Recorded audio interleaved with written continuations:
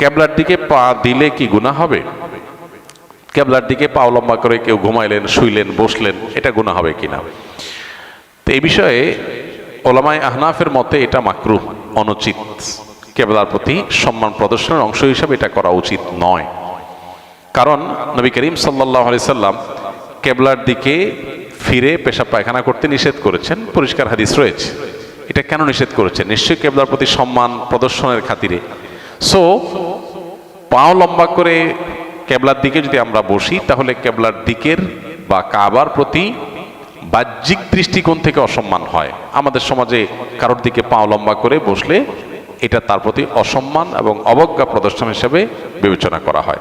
মোটা দাগে যেহেতু কাবার প্রতি সম্মান প্রদর্শন করা বিষয়টা প্রমাণিত, বিধায় কাবার দিকে ইচ্ছাকৃত কোনো কারণ ছাড়া পাও দিয়ে বা লম্বা করে বসাটাও অনুচিত এবং আদবের খেলাফ। যদি এ ব্যাপারে সৌদি আরবের ওলামায়ে কেরাম তথা অন্যান্য ওলামায়ে কেরামের মত ভিন্ন, তারা বলেন যে না, কেবলার দিকে পা দিয়ে বসলে কোনো অসুবিধা নেই, কারণ কোনো হাদিসে আসলে এটা নিষেধ নাই। কোরআন হাদিসে কোথাও আলাদা করে পেশাব পায়খানা করা নিষেধ আছে, কিন্তু পাও দিয়ে বসা যাবে না এমন কোনো কথা নাই। অতএব এটাতে অসুবিধা নেই। তো দুই পক্ষেরই যুক্তি আছে, প্রমাণ আছে। ইজতিহাদি বিষয়, সতর্কতা এবং অধিকতর নিরাপদ মত হলো যে কেবলার দিকে ইচ্ছাকৃতভাবে পাও না দিয়ে বসা, কেবলার প্রতি সম্মান প্রদর্শনের জন্য।